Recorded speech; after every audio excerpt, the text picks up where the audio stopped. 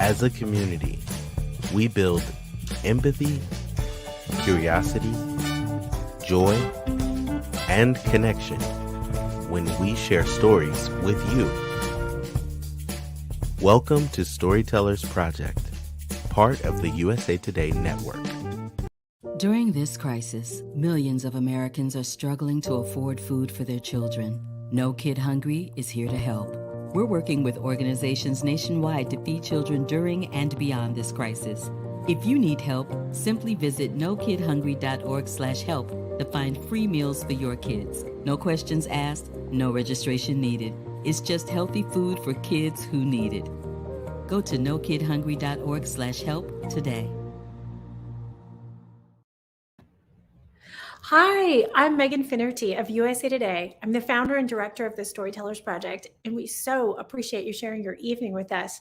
Tonight, we're joining Humana, No Kid Hungry, and 6 Americans from across the nation to create community. Since 2016, the Storytellers Project has brought more than 100 shows each year to communities across the country. But we've canceled our in-person season because, well, you know, the ongoing pandemic. So that brings us to today's theme. We have handpicked incredible storytellers and inspiring people to bring you a show about back to school, and in partnership with No Kid Hungry, all the rebuilding and reimagining that requires. We promise you a charming, funny, and relatable show that is also going to be touching and inspiring. So let's get right into it. I want to introduce you to our storytellers. Tonight, you're going to hear from Tucker Dupree, a 4-time swimming medalist at the Paralympics, coming to us from Chicago. Hi, Tucker. Hey. Thanks for being here. Thanks for having me. Right. Chris Howlett is coming to us from Louisville, where he's an IT professional. Hi, Chris. Hello. Hi. Lydia Seitz is a technology project manager from Cincinnati. Hi, Lydia. Hi, everybody. And listen to Lydia's story, man. Everyone can relate to her story. I know I can. Peggy Lawrence is a school nutrition director from the Rockdale County Public Schools in Atlanta. Hi, Peggy. Hey there. Juan Carlos Luna Vargas is coming to us from Rialto, California, where he is literally in his classroom. Hi. Hey, how you guys doing? Right, he's taking back to school so seriously. He's literally back there. George Baker is a muralist from Atlanta. We're lucky to have him here tonight. And hey, guys. In the middle of the show, we're going to hear from Pamela Taylor. She's the Chief Communications and Marketing Officer for No Kid Hungry, and she's going to help us understand a little bit more how we can help our neighbors. Thank you all for being part of this storytelling show. Awesome. So like I mentioned just a second ago, tonight's show benefits No Kid Hungry. You can donate right this second at nokidhungry.org/USA Today. But we also really just appreciate you being here to raise awareness. Not everybody knows all the ways in which No Kid Hungry helps connect kids and their communities with food and resources. And that's really why Humana has sort of fomented tonight's partnership, because 1 in 6 kids today could face hunger because of the coronavirus and its impacts on all of us. In the wake of the pandemic, millions of children are living with hunger, and they can be kids, like as you'll hear tonight, you don't always know who's hungry. And so rebuilding starts with feeding every child in every community. So like I mentioned, with support from Humana, No Kid Hungry is helping schools and communities get the food they need and the support and equipment they need to feed kids. Humana is proud to support No Kid Hungry in helping to connect kids to healthy meals, and they are literally making any donations you make over the next little bit in connection with the show. They're going to make it go further because they're going to match up to $25,000. So no pressure. You don't have to give right now, but if you wanted to, if you click on, nokidhungry.org/USA Today, Humana will match your donation.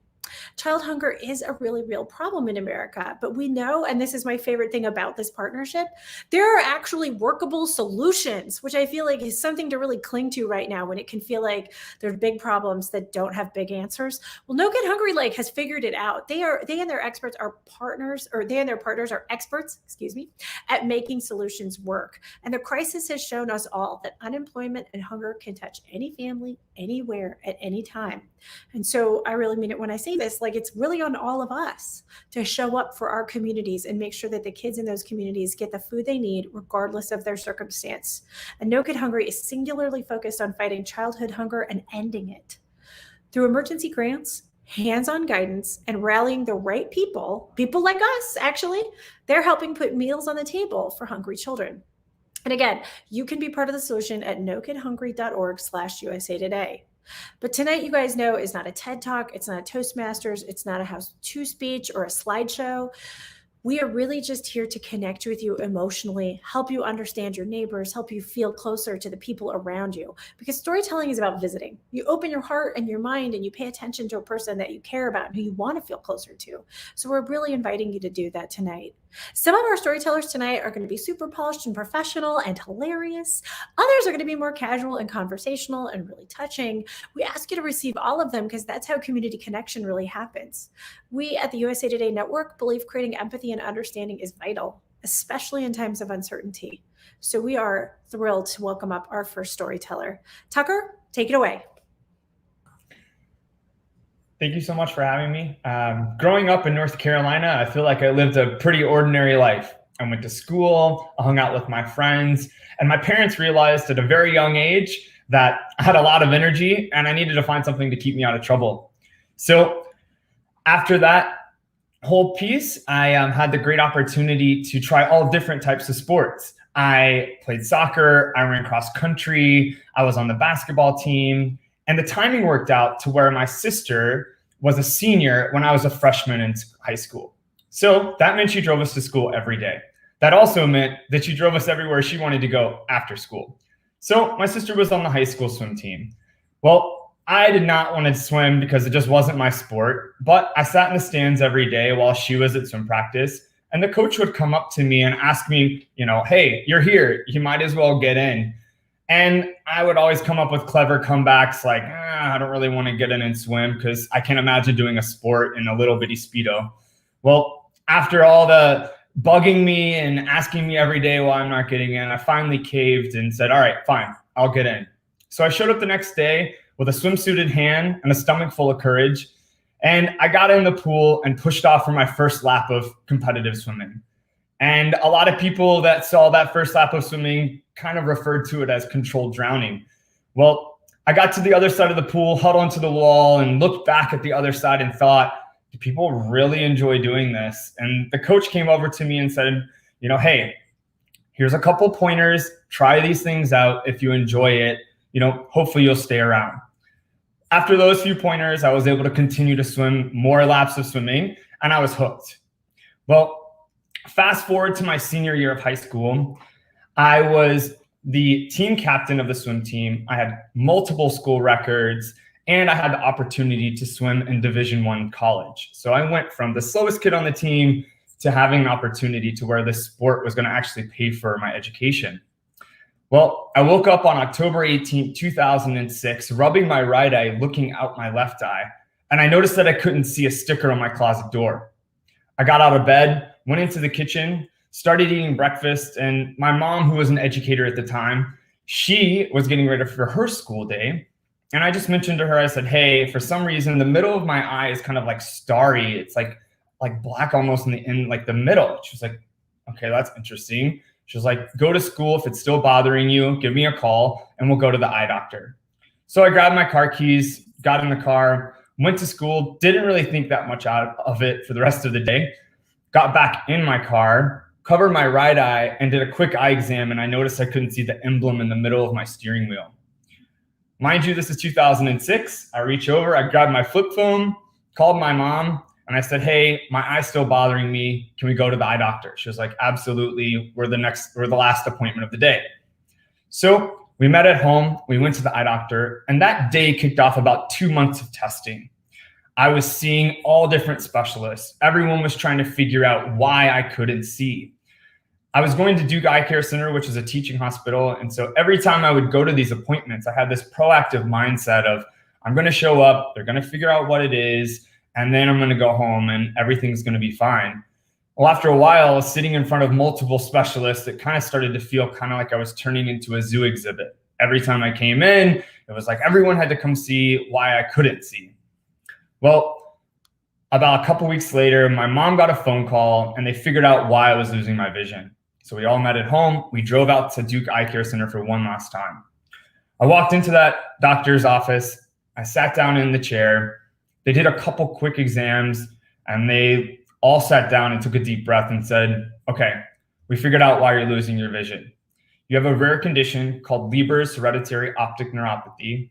At that time, I was one of 9,000 people in human history to have this condition. And I was being told that losing your vision is depressing. It's something that there isn't treatment for right now for your condition, and that I would never live an ordinary life. People would need to drive me around because there was the possibility of me going completely blind. And after the rest of the diagnosis was being read to me, I kind of zoned out and just kind of sat there thinking, I have to go swim in college. There's got to be more to this. There's got to be better things.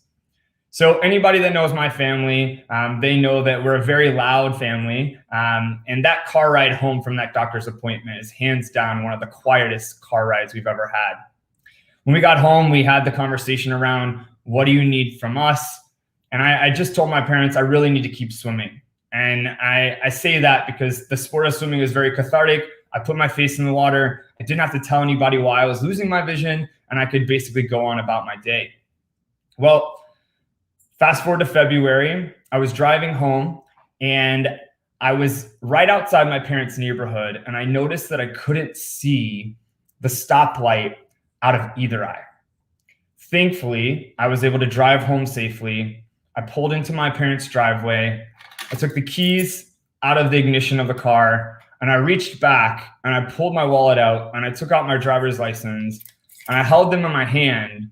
And I remember sitting there thinking, this is the last time I'll ever get to sit here. I opened the car door. I walked into my parents' house and I took my car keys and I passed them across the counter to my mom. And I looked at her and I just said, that's it. She looked back at me confused and said, what do you mean that's it? I was like, I don't want to drive anymore, knowing I had this choice to give up my driver's license. Hurting myself or hurting someone else is something I just know I can never live with, and it's not safe for me to drive anymore. Well, my mom was an educator, so she was like, all right, well, I'll talk to my principal and we'll figure out a way where I can come get you during my lunch hour or whatever it is. You can come to my school and then I'll take you to some practice after school.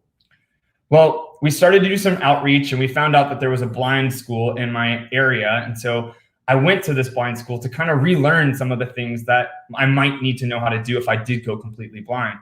And word got around that I was an athlete. So after that, I started having people ask me questions. Have you ever heard of the Paralympics? And I was like, never heard of the Paralympics. And they're like, well, it's the same thing as the Olympics, but it's for people with physical disabilities. And I was like, okay, how do I get involved? So I did a quick Google search, found out that there was a competition in Vancouver, Canada.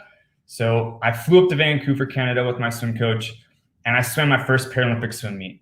After I swam my first Paralympic swim meet, I swam 5 events, and I broke 5 American records, 5 Pan American records, and I was put on the US national team. And I was also the fastest blind swimmer the United States had seen in over 35 years. What does that mean? 2008 was coming around the corner, which was Beijing, China. So I went to Beijing Paralympic trials and I was the 4th male named to the team. After I swam the Beijing Paralympic Games, I finished 4th as my best finish. And I signed up for 4 more years where I got to compete in the London 2012 Games. And I won a silver medal in the 100 backstroke, a bronze medal in the 50 freestyle, and a bronze medal in the 100 freestyle. I later on swam 4 more years to the Rio Games in 2016, where I won a bronze medal in the 100 backstroke. A lot of people ask me, what is it like to swim with 80% of your vision gone? So I always tell people, if you ball up your fists like this, put that in front of your eyes and look past your hands. That's what my vision is like. So when I'm swimming down the pool, I'm counting every stroke and I'm looking out at my peripheral vision to find out where I'm at in the pool. Well, when I swam the 100 backstroke in Rio, I finished the wall. And since I'm swimming against people that are also visually impaired, none of us can look at the scoreboard and know who won. So we're all kind of looking around at each other like, did you win?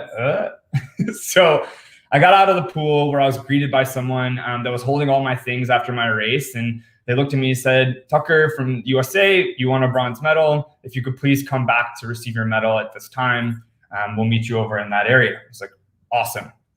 So I go back to the team area. I put on my team uniform. I go stand on the podium. And this bronze medal was put around my neck. I remember sitting there thinking about all the endless workouts, all the things that happened to me, all of those times where I was like, am I really doing this? Is this really something I enjoy? And I knew that it was for this medal. and all the people that have helped me get there to that moment. After finishing the national anthem of Ukraine, we walk down the side of the pool, and there's all the photographers. So you take all your pictures. And then after that, there's this long hallway back to the team area where you're alone. I remember walking down that hallway, looking down at this medal and thinking that that doctor was completely right in 2006. My life wasn't going to be ordinary. My life's been extraordinary. Thank you so much. Tucker! Also, I love that ending. Oh my gosh. Thank you for your story. Yes. Also, can we give a shout out that the Paralympics started just a second ago? Are you cheering people on and feeling it in your heart? Yes, absolutely. Cheering all teammates on. Excited to see some medals come home for Team USA already. Some world records are being broken. 'Tis the season. I was just going to say, it is. It's like, it's a bright spot in I think a tricky news cycle right now. So Yes. Tucker, thank you so much for getting us kicked off in style, and truly for like modeling a level of teenage resiliency that I pray I see in all the kids I know. Like, my gosh. Yeah, thank you so much for having me. This is an awesome night, and excited to be a part of something so great. Awesome. Thanks so much, Tucker. I am too. With that, I want to spend just a second thanking, also guys, I am so excited about Tucker, right? Like, Paralympian, gold medals, like what an honor to be working with him. I don't mean to be too fangirly, but still. Humana is sponsoring the storytelling shows. You guys know this virtually, but they started sponsoring us in 2019. And we really appreciate that they believe so much in sharing stories and how it makes for healthier people and healthier communities, that they have stuck with us during the pandemic, that they bring us partnerships like this one with No Kid Hungry. We really appreciate this work we're able to do with them. We need these connections, we know, to each other and to our health now more than ever. As COVID-19 vaccines become available where you live, Humana would like you to consider talking to your healthcare professional about what's right for you. You can visit humana.com to learn more about what they're doing each day and to connect you to better health in your community. So thank you so much to Humana for supporting this show specifically, and for matching any donations. I'm going to mention it again. If you want to go to nokidhungry.com/US or nokidhungry.org/USA Today, Humana will match your donations up to $25,000. But also, even if you don't donate today for any reason, we're just happy that you know about No Kid Hungry and their mission. So thanks so much, Humana, for helping us spread the word. With that, I'm going to bring up our second storyteller. George is here from Atlanta to talk about art and how it changed his life. Hey. Yes. So it's second grade. I'm in my art class. Chalkboard, dust is all throughout the air. You can hear the scratching of markers onto white sheets of paper. And of course, there's a little kid in the back eating Elmer's glue, because that's always what happens in these situations. But then, there's me at my little desk with my white sheet of paper, just drawing away. And for me at this time, this is the best place that I could ever be. This is the opportunity that I have to kind of create my own world, to showcase who I am. It's really where I get like nothing but great energy out of. And as I'm drawing, I see out the corner of my eye, my second grade art teacher just walking over towards me. And so I'm kind of getting excited, because I'm like, oh man, I can't wait to really just show off what I have here. Right. And so she comes up to me and she sees some of the, shapes and figures that I'm drawing. And mind you, I wasn't really drawing realistic things. I was kind of drawing these like cartoon characters that I kind of came up with, from my own mind and heart. And my teacher says, oh, well, what are you working on? I was like, oh, I'm just drawing. I kind of want to be an artist once I grow up. And so she kind of gives me this look of like, okay, she says, that's kind of funny. I don't really think that you can be an artist. Your stuff doesn't really look realistic. And man, I can tell you at that moment, I was just immediately crestfallen. It was like if there was a DJ inside of the classroom, the record would have scratched. It was totally mind-blowing. And I could really feel like this spark that I had in me just slowly fading away. And I I didn't know what to do. You know, that was my dream at that point. I just wanted to be an artist. I wanted to express myself in that way. But to hear from my teacher that I couldn't, oh, I was lost. But for some odd reason, there was a sense within me that, okay, this can't fully be right. Like I think I need a second opinion. So literally right after the school bell rang, I dart over to the library, and I'm in there, and of course in this library there is a mass amount of books, and then there is every single shelf is littered with nothing but all the different characters that are actually there for each entire shelf. So on the history shelf you got Napoleon, you got George Washington, and then I see the art shelf that has Picasso and Michelangelo. And once again, I'm kind of getting this feeling of like, well, I still think she may be right, but let me go try anyway.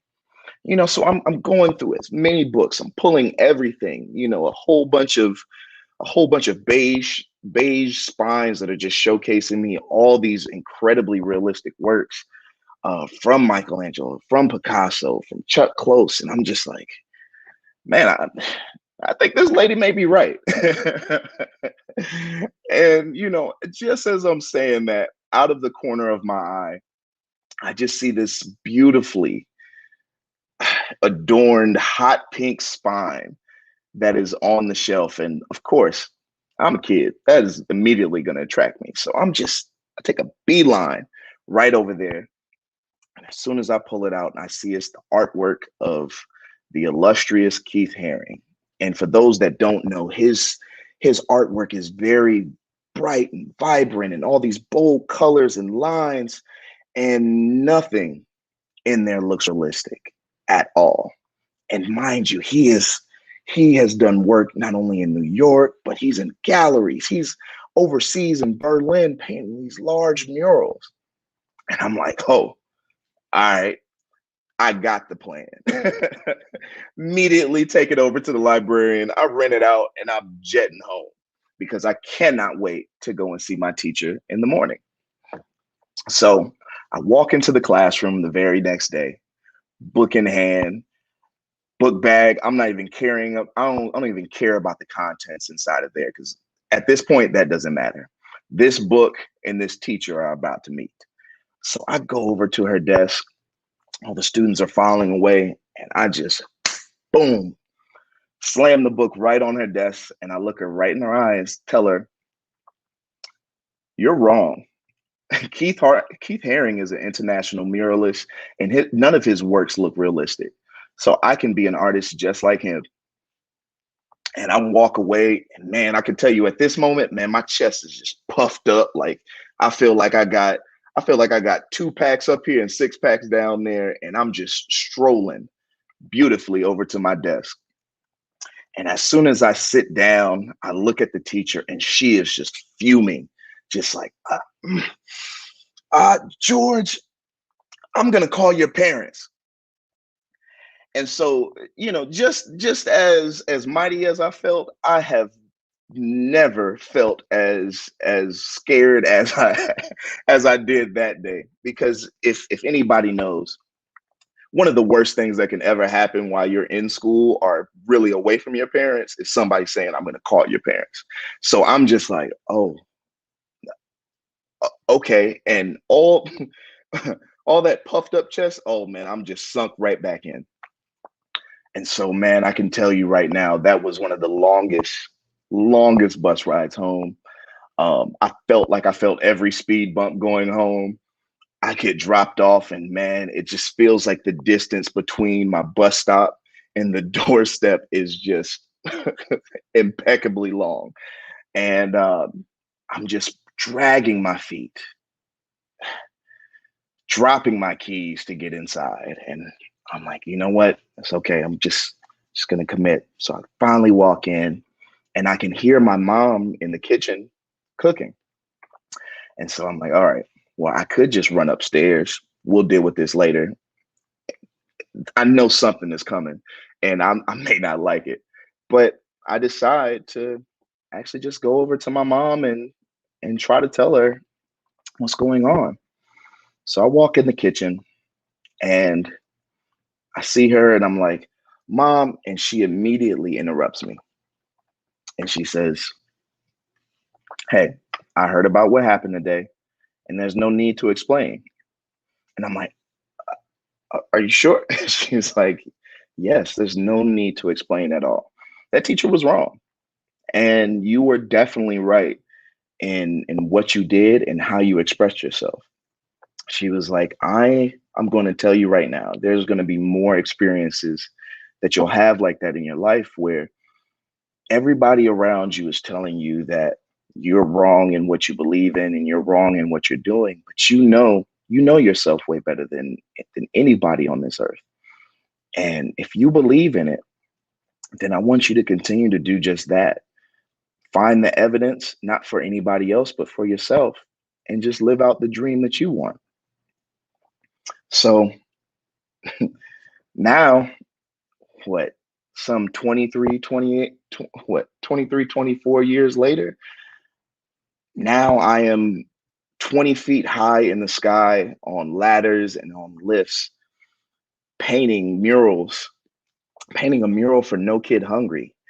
And I'm just mind blown at where this life has kind of taken me. And, I look back and the only thing that I can really think about is, I'm still just that same little George that found that hot pink Keith Haring book. And funny enough, I'm following right in his footsteps of being a muralist. It's not something that I would have predicted, but one thing that I would have predicted is I'm still that same little kid drawing away and creating my own universe. Thank you. George, thank you. Thank you for your story. Thank you for your work, your creativity.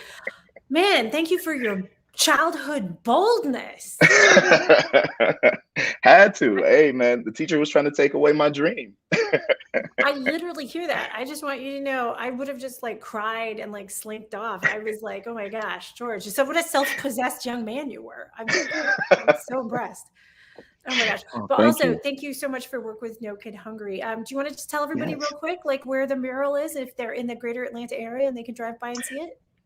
Yes. So I worked on this mural with No Kid Hungry.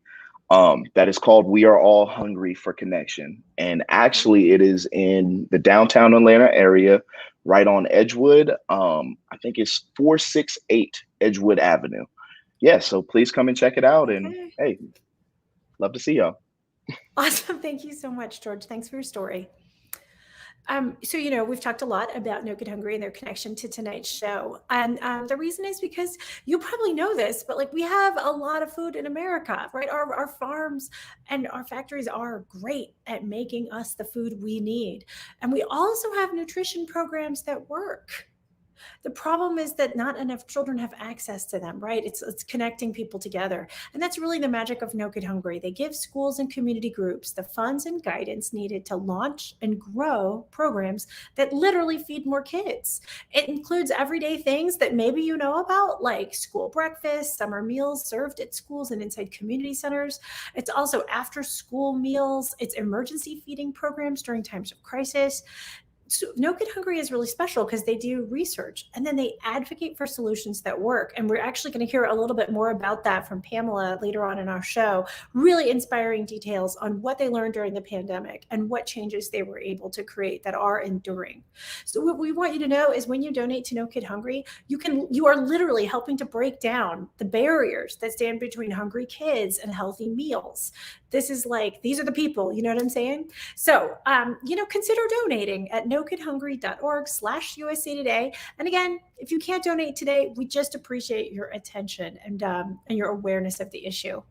With that in my heart, I'm excited to bring up our next storyteller, Peggy. She's here on behalf of the Georgia Public School System or District that we mentioned earlier. Peggy's schools were grant recipients of funds that were used for mobile feeding equipment And like, she's going to talk about that a little bit in her story. So I don't want to give anything away, but she did say that No Kid Hungry support was really powerful in the way that it helped pay for and coordinate so many of the logistics and all the fine print. Peggy, now, are you going to get into some of that fine print? Sure. Yes. Thank you so much, Megan. Thanks for having me. And I really, appreciate this opportunity to share a little bit about our story and what we've been able to do for kids in our community during this past year. And George, you can count on me being at 468 Edgewood Avenue very soon to see your work firsthand. It's just been an amazing experience this last 16, 17, 18 months or so. So want to share with you a little bit about how our school district and our school meal program has responded to the needs of kids in our community and what we've been able to do with the help of all of our partners within our school district, within our community, our families, and certainly with some support from No Kid Hungry. So March the 12th of 2020, I was sitting in a school board meeting here in our school system and got taken aside just before the meeting started and told, listen, we're about to announce that school's closing for the next 2 weeks. And start to get your head around that, Peggy. The meeting, is about to start. And so as the executive director of school nutrition here in our school system of about 16,000 students, started to think, okay, what are we going to do? How are we going to get our head around this? And how are we going to be able to respond to our kids? A lot of our students count on school meals. Kids come to school for lots of reasons other than academics, lots of services and things, and really just to speak to the theme of George's mural as well, they come for connection, relationships, people, teachers, students, just that whole feeling of connection that happens within a school building. But food is a big deal to all of us, and food's a really big deal to our students. And so as I sat through that meeting, began to formulate a plan, by the time that meeting was over, I got out to my car, started, made a couple of phone calls, to two of our key cafeteria managers who had run our summer meal program in the past. Both of them immediately agreed to come on board and start working that following week.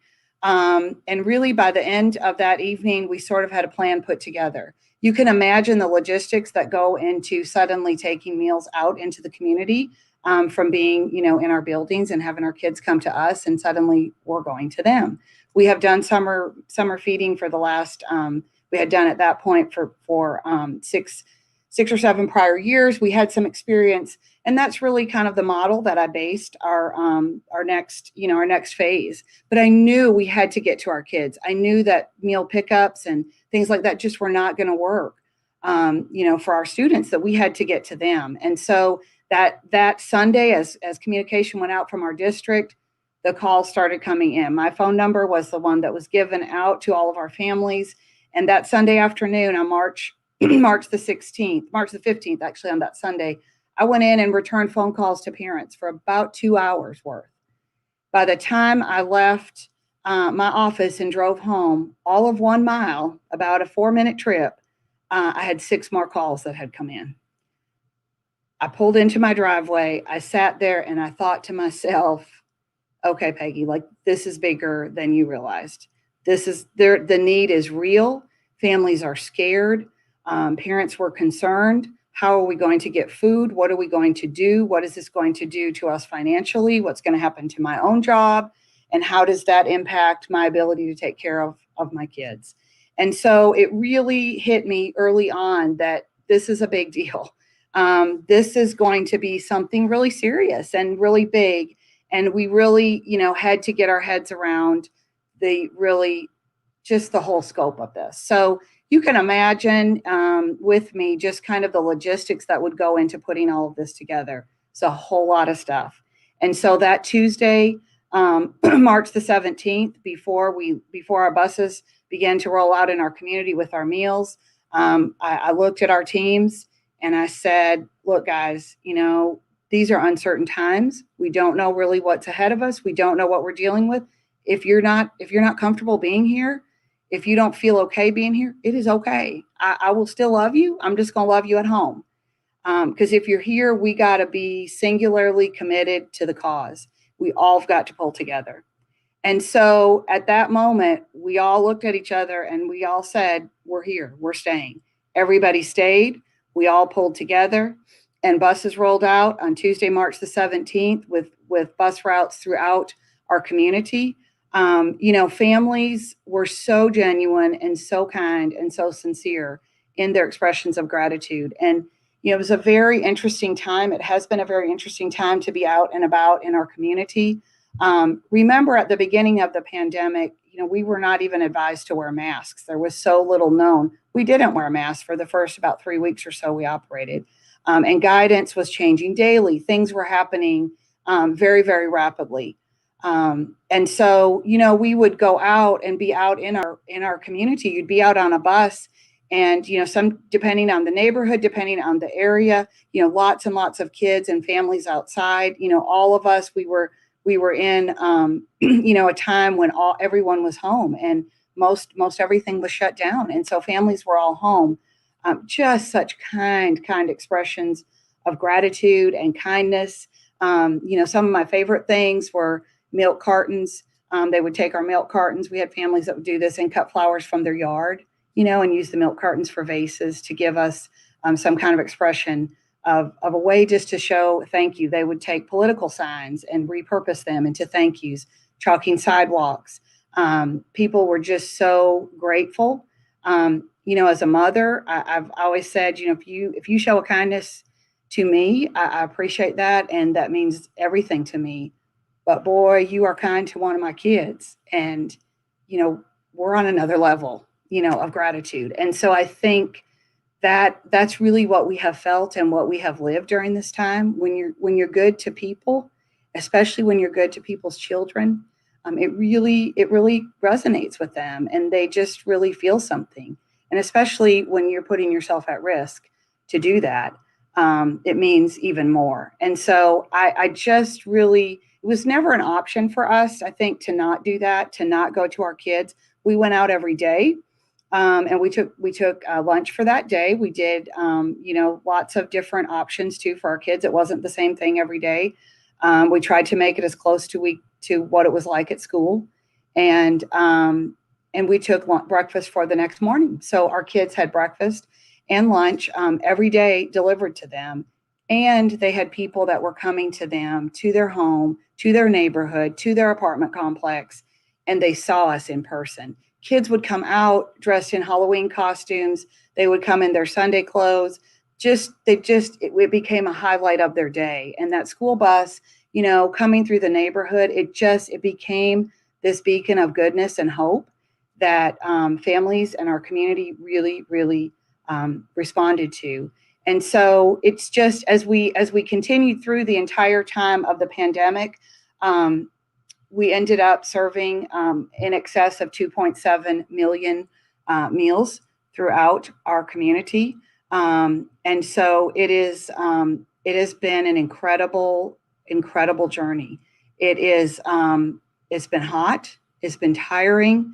You are in a mask. You got diesel fumes. You've got the heat. We are in Georgia, for crying out loud. So it is very warm. And it just, none of that really mattered. I mean, what mattered is we had children that we could help, and we were in a position to help. Truly for us, and it continues to be on a daily basis as we move into this new school year, it's a labor of love. It truly is a labor of love for me. It is a labor of love for each of our staff members. And for our district to be able to take care of our kids and to serve our community. So thank you so much. Oh, thank you so much for your story. Sorry, I can hear a tiny little bit of an echo, but we are so grateful for your hard work. And you're telling this story with such connection and heart, even though you're it's not glamorous and there's diesel exhaust. But I want you to hear your passion for the students that you serve comes through so loudly. And it is so inspiring to hear. Thank you. Thank you. Thank you so much for your work and for telling your story with us today.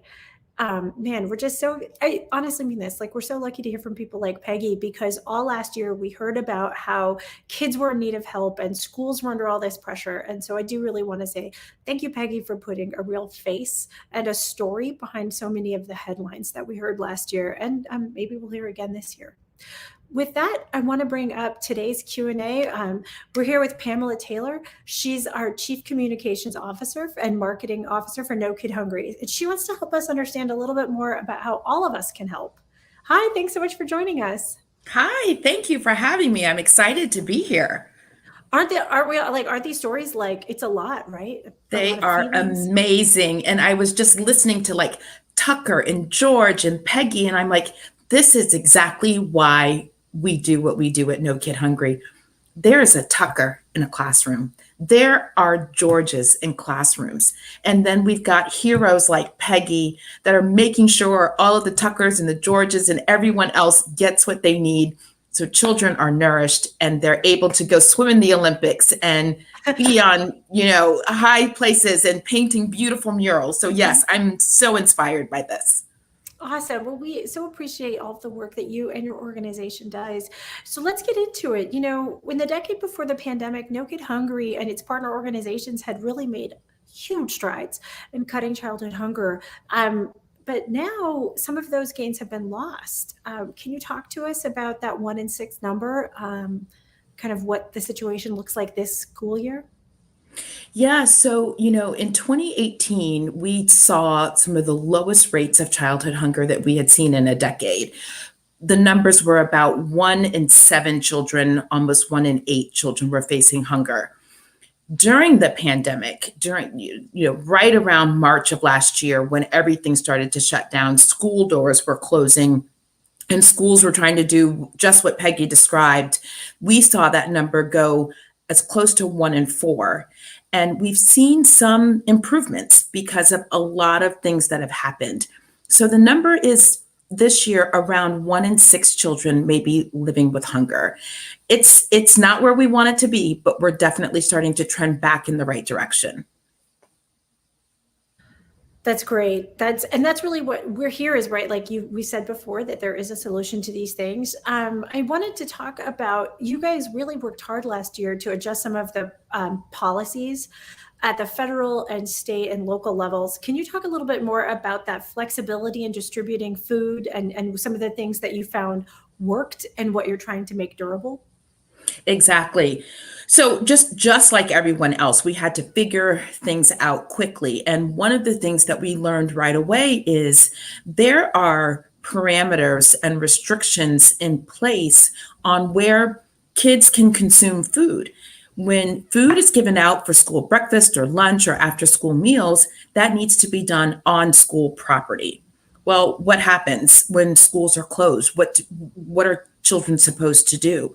So we had to, as an organization, work with our advocacy groups, our own government relations teams, and make sure the federal government was willing to make some adjustments so that schools and parents and teachers could get food to kids that weren't at school. So we saw opportunities where parents could come by and pick up meals for their kids without having to have their kids in their car. Initially, when this first started, the kids had to be present. That wasn't the safest and healthiest thing to do. So the federal government recognized that that was probably not the best option, lifted some waivers by the USDA so that parents could come and pick up meals for their kids and take them back home. A lot of what Peggy just described, where they used their school buses and they went into neighborhoods and were able to drop off meals for children. Everybody had to get super creative and figure out what policies do we need to look at differently so that we can meet the need of the people where they are during the time that we're in. A lot of those policy changes, though, have been implemented even beyond where we were this time last year. We've seen things like SNAP benefit increases for families so that there is additional money for meals and to get groceries and other things that their families need to have nutritious meals every day. We're seeing things that we just didn't know. How long were people going to be out of work? How long were we going to be able to provide the meals that everyone needed. So these additional SNAP benefits turned out to be really, really beneficial to families. Thank you for going into that kind of detail, because I think it's hard for people in the abstract, like government policies and bureaucracies, right? It's kind of hard to picture. So just the specificity around No Kid Hungry and some of its partners saying back to the federal government, hey, if you have 3 kids in a house and they all have different class schedules and they're all different ages, it might be physically impossible for the mom to find, or the dad to find, an hour when they're not all in class, or they all have a break and they can all pile into the car, get the food, prove they exist. That's right. It's a nightmare. Yeah. That's and so right. I really hear that, things, anyway, it's complicated, but another thing that came up for a lot of us last year, in addition to being, I think, like really aware of bureaucracies, is how not everybody, depending on where you volunteered or where you lived, might have imagined how widespread hunger is. And after seeing so many nights on the light of news coverage of lines at food banks all across the country, do you feel like the pandemic exposed a hunger crisis? Did it create a hunger crisis? Was it already there? Help us understand, kind of from your position, what that looks like. It did both, right? Okay. Hunger oftentimes is referred to as a hidden crisis. You can't see hunger on people all the time. And so what the pandemic did is it brought hunger to everybody's television, everybody's, mindset, because you couldn't help, like you said, but ignore the hours-long lines at food banks.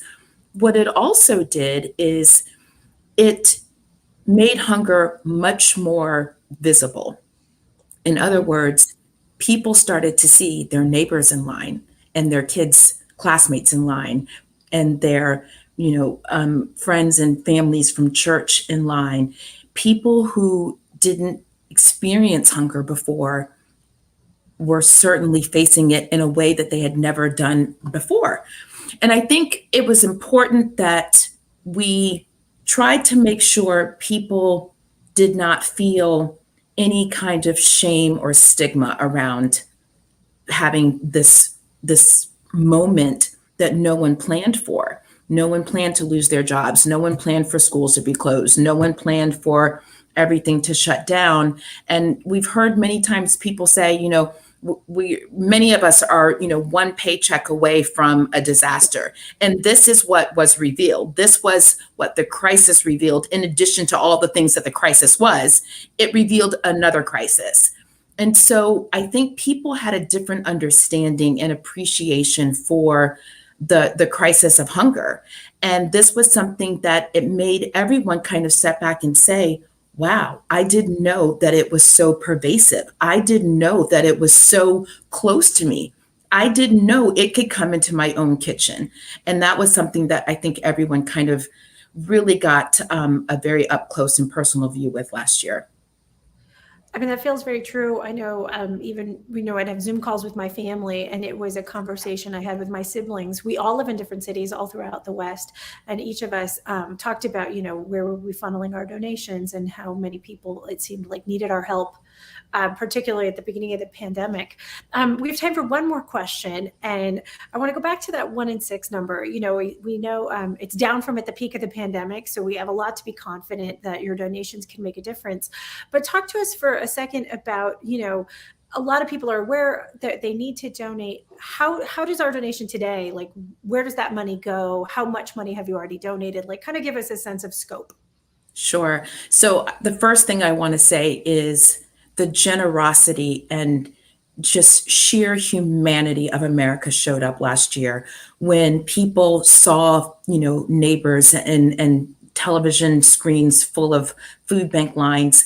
Donations poured into No Kid Hungry, and we are so eternally grateful for everyone that showed up for us. Our corporate partners showed up for us. Partners that we had never worked with before wanted to know, what can we do to help? And things that people didn't even think about because, like I said, no one had faced this before. How do we do this? What do we need? How do we transport a cafeteria full of food to neighborhoods all over our school district? So the money went towards refrigerators and portable coolers and portable heaters, and some areas where people couldn't get to school to get the food. They needed transportation. And so school districts bought vans and shuttles so that they could load them up with bags of food so that they could go into neighborhoods just like Peggy described. There were so many things. We needed PPE, of course. We needed to make sure everyone that was going out to distribute food or hand out food, they were safe and healthy. We had inclement weather, all over the country. Depending on where you live, it could have been really hot or super cold. And we wanted to provide funding so that they could protect themselves from the elements. This was going on every single day for about 16 to 18 months. And here we are. What we are so grateful for is since March of 2020, the numbers just came out yesterday. No Kid Hungry has been able to donate $98 million in grants to schools and school districts and community-based organizations all across the country, to about 2,300 different schools and school districts. That is because people have been so very generous to us. And just like you said, if you could today or sometime in the near future, go to nokidhungry.org/USA Today, we would be so, so grateful. We've not seen a decline in our donations. People understand the crisis, they understand the need, and they also understand how important it is to make sure we have no kid going hungry. Oh man, Pam, thank you so, so, so much for your time today, bringing us these messages, walking us through these talking points. And thank you for doing your job every day. We appreciate it. Thank you for having me. Heck yeah. Yeah. Well, everyone, we are going to bring up our next storyteller, Lydia. She is here with a story that I kind of feel like anybody who graduated from high school probably can relate to. Lydia, take it away. Hi, everybody. So I'm checking in here from Cincinnati, and Cincinnati has a well-earned reputation for just an utter disregard for anything having to do with transitional weather. We have an early winter, a late summer, an early winter, then a season that can best be described as winter, so like a little combo. And then from there, in the middle of May or late May, bam, it's summer. And that's sort of where I found myself in the mid-90s. It's not important the year, but the mid-90s, that we're just fanning ourselves. We're uncomfortable. I'm horribly uncomfortable. We've got these oscillating fans. Everyone else is trying to help out as much as they can, but there's just no breeze to be had. And you get used to that growing up here. That was really not the major thing I was worried about, though. I was in our awards day, which we call class day, with my fellow seniors and I. We were sitting there. This was the end of our on-campus experience. We were kind of gone because there's no point in making seniors come in that last week, let's be honest. And then from there, we were going to graduate in a few weeks. So I'm sitting on stage. I'm sitting next to the salutatorian. I'm sitting next to the class president, a couple of faculty, all this. And I'm just kind of looking out at my partners in growing up, right? So there's Rich, and I just met him in high school. He was sort of a late addition to our crew. There's Lewis and Fred and Christy and Catrice and Amy, and these are all my junior high school and 7th and 8th grade survivors, and that is the only way to describe getting out of middle school as survivors.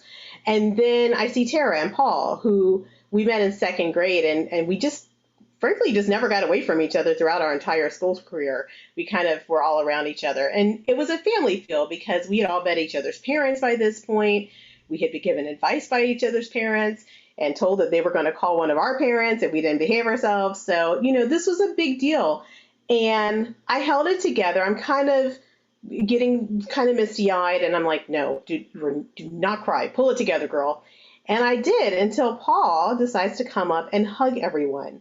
And at this point, I just lose it. I mean, just everything that I had been feeling and just nervous, like this is it and everything, because in my brain, I was absolutely never going to see these people again. Well, in about 2 weeks, we graduated and we dried our tears and cried a little bit more and dried them again.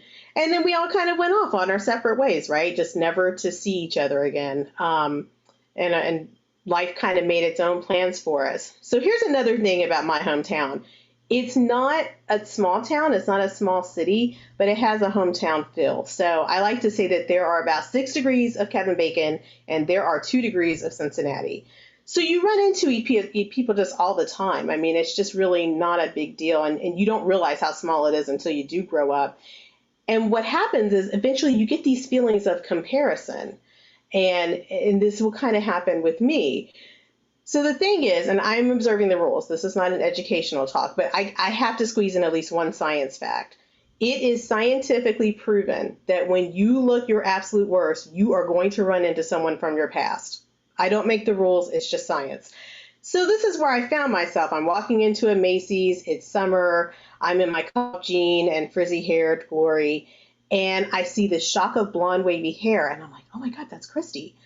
And I thought I said it to myself. I said it louder than I expected. Her hearing is obviously much better than mine. And she immediately turns around and goes, how have you been? How's it going? And I'm like, well, this is good. At least I wasn't just rocking up to someone and totally mistaken identity. But then the other thing is, oh God, this is the introvert's nightmare. What am I supposed to say? Right? Here comes the small talk. So we kind of talk a little bit and we kind of fall back into old times. And a lot of it is, have you heard from Robin? Whatever happened with Fred? Is anybody in contact with Fred? What's going on with Ludas? And then we kind of veer over into this subject that I was kind of, dreading, because I look at her and she's in her security officer outfit. She's working her way into law enforcement. She had been interested in that in high school. And she's engaged. She's doing great. And then she asked me what I was doing. And I gave as high level of an update as I could. And, we move on and it's fine. And so again, this continues to happen. I run into people. And what I always was amazed with was just how well adulthood seemed to be suiting them. I mean, they had all of their, adulthood accoutrement, if you will. They had their houses or their really nice apartments, and they had their kids and spouses and all of this. And they wanted to know how I was doing. We would catch up, and that would be really fun. And then they wanted to know how I was doing. And I would kind of put on a brave face. But the fact of the matter was that I had not transitioned into adulthood quite as well as I'd expected. I was this former valedictorian and voted most likely to succeed. And I had no clue what I wanted to be when I grew up, none at all. And so it just was hard for me to handle that. And I wasn't doing well. And I thought that they knew that I wasn't doing well. And then even worse, that they knew that I knew that they knew I wasn't doing well. And so it became an entire thing, right? There was all of this thought. I would go home and go, man, I bet they're wondering what happened to her. She had such promise. So eventually I go back to school, I figure out what I want to do, and they would go, well, that's brave if I ran into people, because I never really stopped running into people. And I'm like, sure, brave's a word, we'll go with brave. And they're, you'll be fine. And in the back of my mind, I'm going, I mean, yeah, maybe, but then I've told you this, and what if I never figure it out, because this is a totally foreign subject for me, and now I have to explain it to you as to what blew up in my face later. And again, it was just a problem. Well, as I look back, really, I had always had this sort of internal voice in the back of my head. And I told myself, well, it's okay. I'm high strung. I'm a high strung person. I have type A tendencies. It pushes me to be better. No one pushes me harder than me. And I was super proud of that. Well, the fact of the matter is that whatever it was pushing me and however it was pushing me, it wasn't doing it in a healthy way. And that became very clear in 2017. So by 2017, I was in my career. I was pretty established. And, this whole internet thing that we were kind of vaguely aware of at the time, it turns out to be kind of a big deal. So we're on Facebook. We'd all reconnected. I said what I said. We're on Facebook. Do not come at me for that. And I'm preparing to hit this milestone age. And I'm just taking, as you do when you hit those ages, I'm taking stock of my life. Where am I? What's my next move? I knew I had to make some changes. Just to move forward in my career and personally and everything else. And just literally every facet of my life was in transition. Well, this internal voice that I had relied on in frankly, a very unhealthy way to push me, it became unbearable. It was overwhelming. It was keeping me from sleeping. It was keeping me from making decisions, let alone good decisions. And it just wasn't good. So I remembered Rich because, again, we were connected and I needed to talk to someone. I knew that. I knew I needed to talk to someone because this was clearly not healthy. And he had become a psychologist. Again, one of my friends who always knew what they wanted to be when they grew up. And I wanted to talk to someone who knew me well, but not so much that it would be awkward. Like, I don't see them all the time, right? So I am him. I open up Messenger and I'm like, hey, I'm going through some stuff. This is what I'm dealing with. Is this normal? And he goes, well, okay, let's talk about this. And so, of course, it obviously wasn't normal, but he was nice enough not to come out and go, no, it's not. So he convinced me to talk to someone. He convinced me to tell my family how I was feeling and everything. And that was a big deal. And it was also very scary to say out loud, because like, what did that say about me? What kind of person was I? So eventually I go talk to someone. I learned that this internal voice that I had thought was such an awesome thing was actually something called anxiety. And I learned how to deal with it, how to control it, foods even that weren't good. And then I do pretty well with it, actually, now that I know what it is and it has a name and it's not a crutch anymore. But I recently told him, I said, I'm so grateful to you for talking to me and taking your time out and kind of doing it without getting a dime. That was really, you didn't have to do that. I mean, we haven't seen each other in person in years. I mean, we see each other mostly online. And he replied and said, I'm glad to hear you're doing better because of the fact that, the world is just a better place with you in its sights. Just me. And that was a huge, huge deal to me because of the fact of it wasn't associated with literally anything else about me and these accomplishments that I had thought was really the meaning of who I was. It was just me and my personality and everything and just being present. And so every now and again, I'll post something about being stressed and everything, and he'll kind of check in like, hey, how you doing? Or he'll just ping me every now and again, even if I haven't posted anything, and it just shows that you can't fool people, right? And that know you. And so I still see people, I still bump into people. We got together for dinner a while ago, one of the first times in person. And even though they got after me for wearing sweats, and I don't care, we just kind of went back to our cafeteria selves, right? We were just hanging out. Some of the spouses probably could have lived without the high school antics, but whatever. And I'm just so grateful for that connection that I have with these people that remember, and I remember them as well, who we were before we had mortgages and jobs and all of these expectations of adulthood that really kind of doesn't change, but it certainly hides and cloaks the core of who you are and your dreams and everything. And I'm so grateful to that. And I really hope to continue those times with them and to just continue that connection. And really, I'm so grateful to it. And so this is kind of a love letter to my high school colleagues, if you will. Thank you. Lydia, thank you so much for your story. There's a couple of things I really want to shout out for you, which is that I didn't know that there was a word for the season that feels like it should be spring, but it's obviously still winter. Yeah, sprinter. Yeah, it's every year. I really, really appreciate that because I'm from Indiana originally, so I was feeling. Oh yeah, you know the pain. It's just gray. The season is called gray. But I also really want to say there's so many of us who can, I'm sure, relate to mistaking anxiety for a personality trait or a friend in our heads. And your courage to just tackle it head on, accept it for what it is, and kind of rebuild your sense of self. I know I'm not the only person that saw myself reflected in that journey. And I don't know, I just want to shout out because I really appreciate that also, your connection to your high school friends and your self-awareness and your Macy's shame. It's just a lot of touch points that people can relate to. I'm not saying you're ashamed of being at Macy's. Macy's is amazing. No, it was way before the hair gel and the Wee Dot came out, and I knew what to do with all this. Yeah, it was humid. Oh my gosh, it's a struggle. Well, Lydia, your story is just keeping it real and has so much that's so relatable. So I just want to say thank you so much for sharing your story tonight. Thank you. Thank you. Yesterday, as the worst of the pandemic raged, childhood hunger skyrocketed. Even now, 1 in 6 kids may be living with hunger. Today, we start rebuilding, and tomorrow, we'll give them everything they need to grow up happy and strong. For their tomorrow, we're reimagining a world where every kid has the food they need to thrive. Visit nokidhungry.org/rebuild to find out what you can do for kids in your community. Awesome. We are now going to go to our next storyteller. Juan Carlos is coming to us from California, where they don't have summer or spring, winter. Um, Hello. Take it away, Juan. Hi, we're How excited for your how story. how are you guys doing today? Let me take you back to 1986. 1986 was the year that changed my life forever. I grew up in the south side of San Bernardino, California. It's a neighborhood that has many challenges, but those challenges have made me the man that I am today. And for that, I will forever be grateful to my community. When my father left us that year, my mother was pregnant with her second child and struggling financially.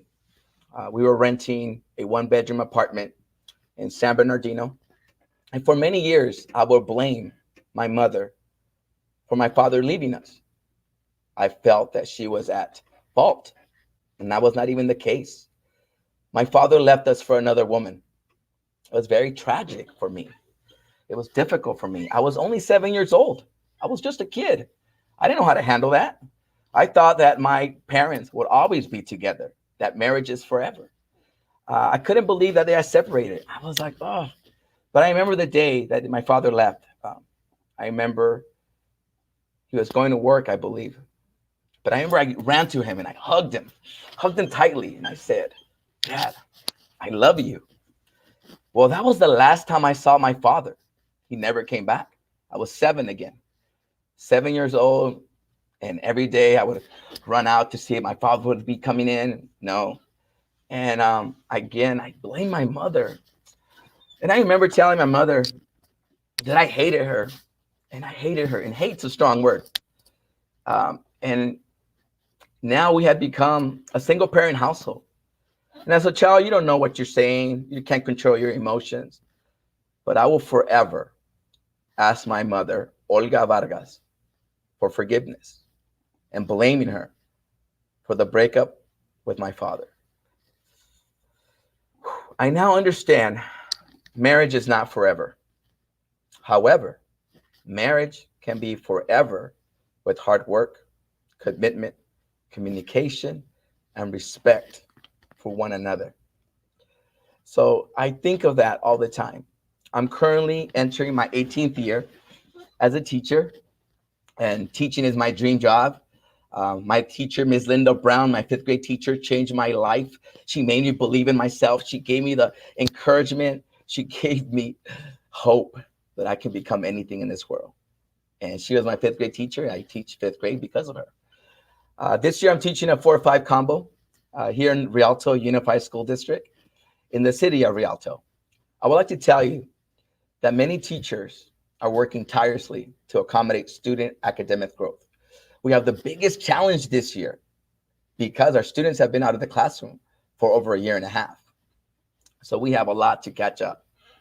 And I always think, as teachers, we always feel overwhelmed. We have meetings, IEPs, we have lesson plans, we got a grade.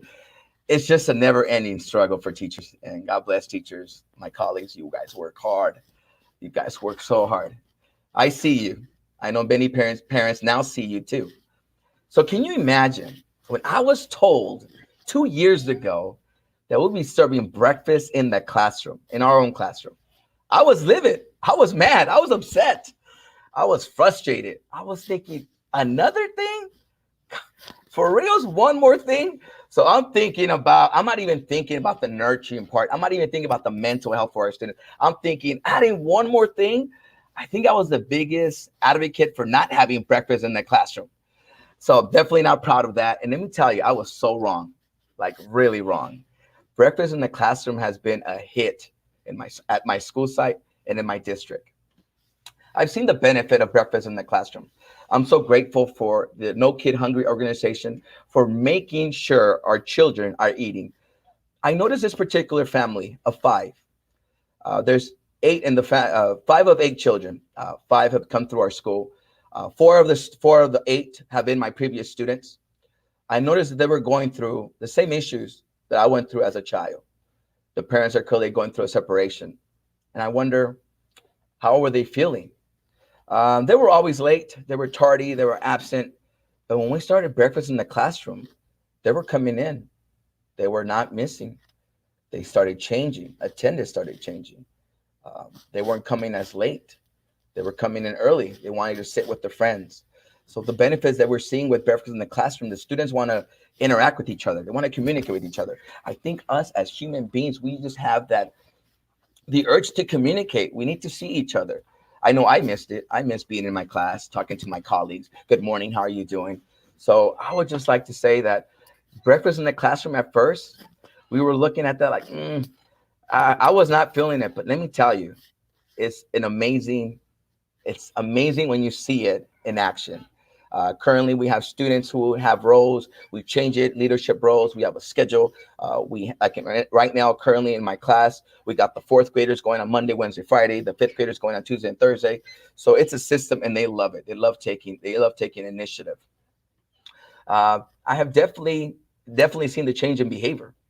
I see this particular family improve in a lot of ways. They're coming to school, like I said, very early now. And at first, I got to tell you, passing out breakfast, I was thinking it's going to be really messy. It's going to be not good. That couldn't be further from the truth. I was so wrong. Students are eating breakfast. They're coming in. They're excited. They're talking to their friends. They're communicating. That's what we need. And I always think about that. Like, we never really realize what we have until it's gone. And when the pandemic hit and I was at home teaching, I definitely miss my class. I miss my culture. I miss my students. And I think now we appreciate more of what we have. I think it's the passion that we have for, in my case and many colleagues, the passion to teach. I have my dream job. This is what I went to school for, to become a teacher, to inspire and motivate these students, to tell them, yes, you can accomplish anything you want. And to my teachers who were there for me and made me believe, I'm forever grateful for giving me the opportunity for me to grow and become a great educator and someone that really cares for our students. In conclusion, I would like to say thank you for this opportunity to share my story with the nation and around the world.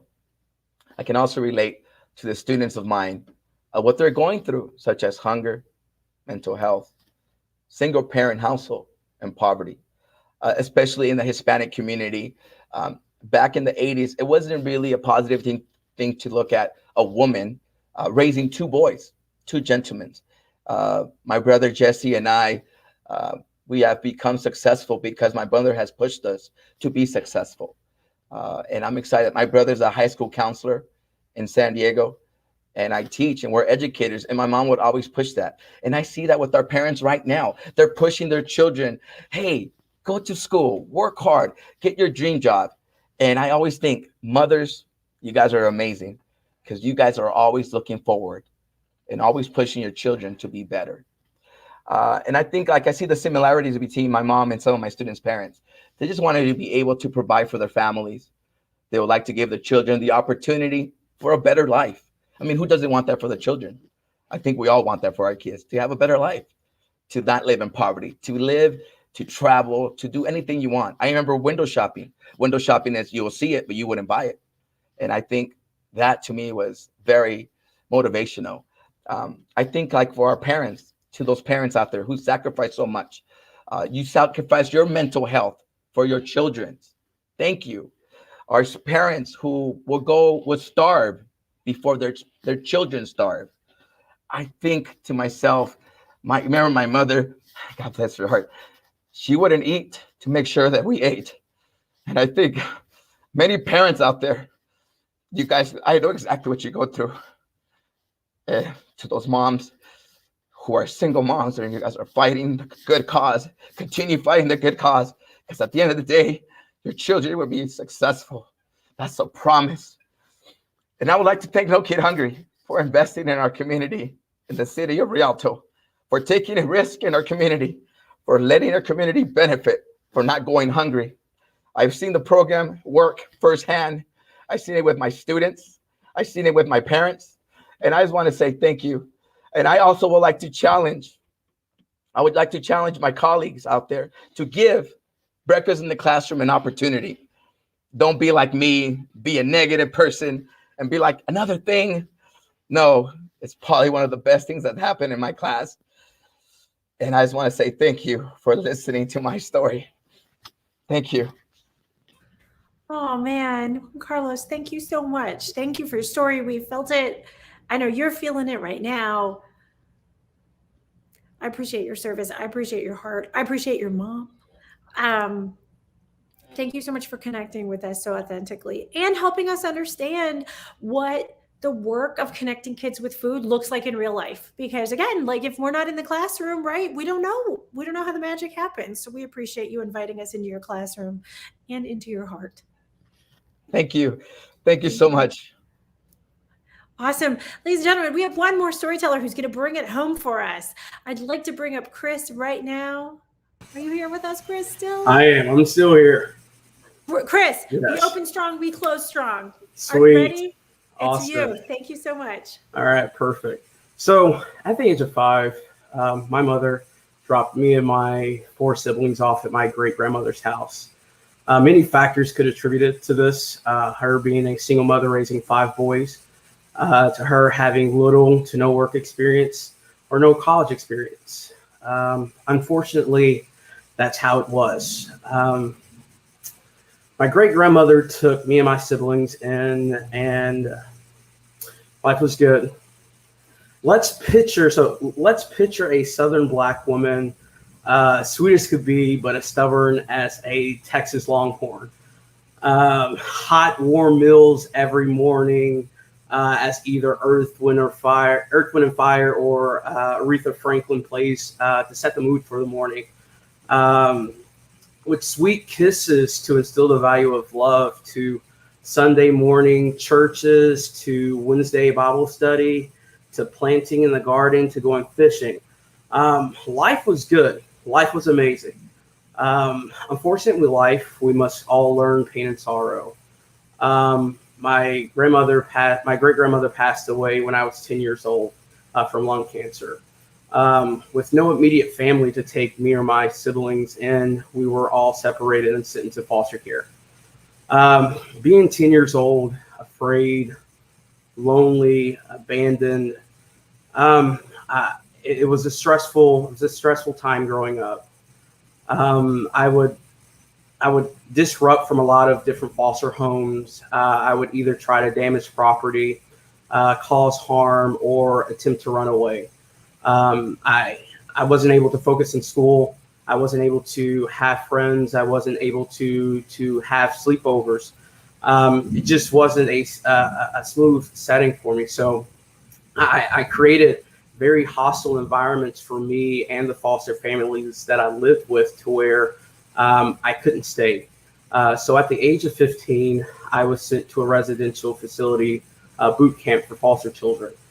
At this facility, I was in the middle of nowhere in a wooden cabin. It was a military-style boot camp with 12 other children in this cabin.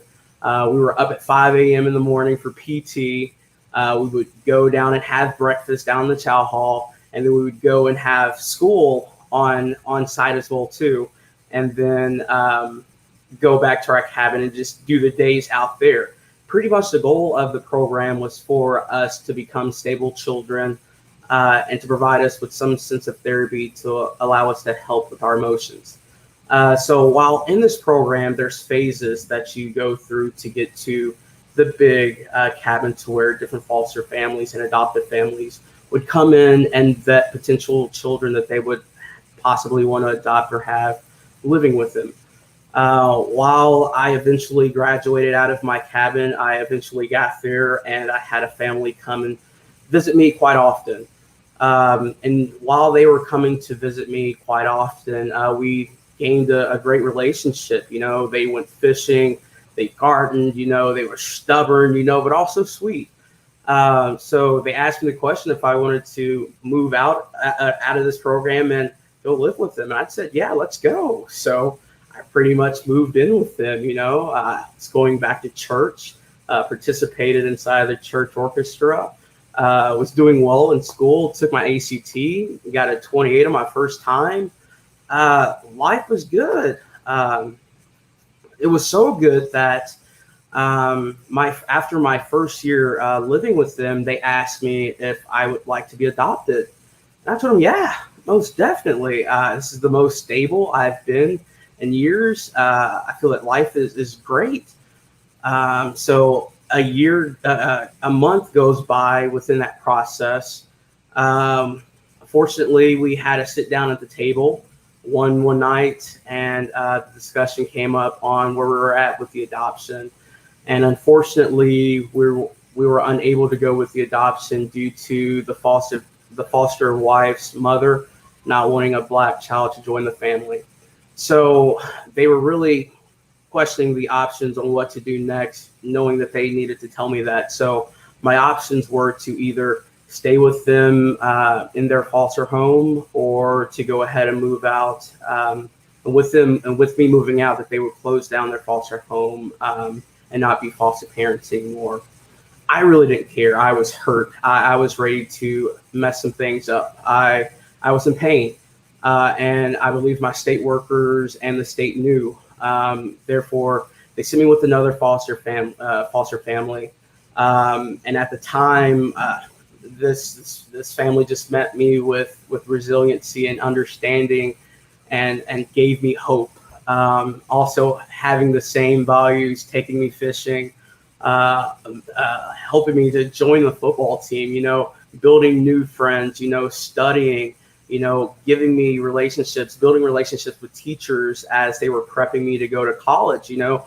This kid that they've never met, come in doing well in tests, and just for him to go through so much stressors, this is a student that we want to help get there. So my guidance counselor told me, like, hey, maybe I should apply for college. Foster care children in my state get college for free.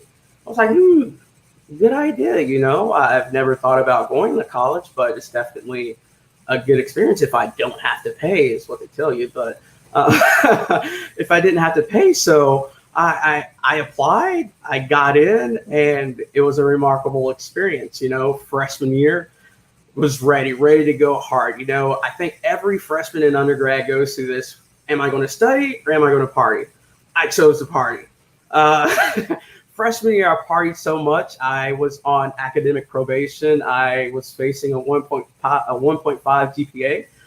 GPA, in which was not, I was telling that I was definitely, I could tell that I was wasting an opportunity. I had an epiphany. I had to figure out why I was here. How could I not let these teachers and my guidance counselors down for helping me catch back up to my curriculum to get me ready for college? Therefore, I started to meet out with mentors, getting involved with the university, as I seen the more students that were involved with the university were also going to the library to go study. So as I would go hang out with them, I wasn't going out to the bar. I would go to the library to go study. So those actually helped me instill great value. So I eventually pulled myself out of academic probation. I went into I joined a wonderful fraternity at the university and was able to graduate with a 3.5 GPA. It was amazing. My college experience has helped me to where I've been able to leave right after college and move to Denver, Colorado to work in technology with a poli-sci economics degree. Not having any experience, it was just an opportunity just to try and learn new things. So as we go through this thing called life, it's never just about just this one person. There's multiple steps and there's multiple communities. It's not just this one village raises a child. There's multiple villages, multiple states, and multiple people that is here to help one another. And thank you guys so much for hearing my story. I hope you enjoyed it. Thank you guys so much. Chris, thank you so much. Thank you. My God. Oh my gosh, you painted such vivid scenes. I mean, we were at the breakfast table with you and your grandma. I mean, you're a natural storyteller. Thank you so much for closing the show. So much heart, and I mean, truly like a really inspirational and awesome story. Like, big finish. Chris, thank you so much. Thank you. Awesome. I want to say a quick thank you also to Fairy Tale Brownies. They've been our sponsor for years now, and they have, in the inside times right now, they have sent all of our storytellers a little thank you box of brownies. But they're a business based right here in Phoenix, Arizona, that in the normal times gives every single person who attends one of our live shows a free brownie if they're a subscriber to any of our USA Today Network newspapers. So we always want to say thank you to Fairy Tale Brownies. They can help you start your school year off right, or like tonight's show, they can help every story have a sweet ending. So thanks so much, Fairy Tale Brownies, for your support. Now I want to bring up all of our storytellers so that we can thank everybody, and Pamela also, we want to bring her up. I want to say thank you all so much for sharing your stories and your heart, raising some money for No Kid Hungry, and raising awareness. Thank you all for being here. Right. Awesome. And thank you so much to our audience for being on this storytelling journey with us tonight. We so appreciate your interest and your time. Thanks so much.